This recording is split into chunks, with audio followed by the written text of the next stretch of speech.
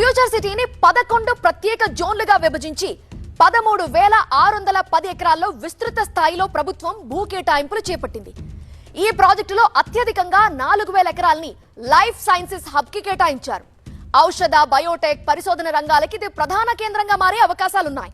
ఇక ఫ్యూచర్ సిటీలో నివాస సముదాయాలకి 2,477 ఎకరాల్ని ప్రభుత్వం కేటాయించింది. అదే విధంగా health city, sports hub, entertainment zone, electronics and advanced manufacturing, furniture park, విద్యా సంస్థలు, యూనివర్సిటీలు వంటి విభాగాలకు కూడా ప్రత్యేకంగా స్థలాన్ని గుర్తించారు. దీంతో ఒకే నగరంలో అన్ని రంగాల సమగ్ర అభివృద్ధి సాధించేలా ప్రణాళిక రూపొందించారు.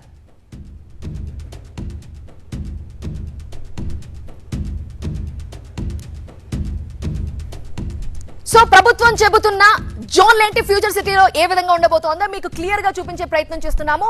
సో ఫ్యూచర్ సిటీలో ఎన్ని జోన్లు ఉన్నాయి, ఏ విధంగా డివైడ్ చేశారు, ఎన్ని ఎకరాల భూమి కేటాయించారు చూస్తున్నాం.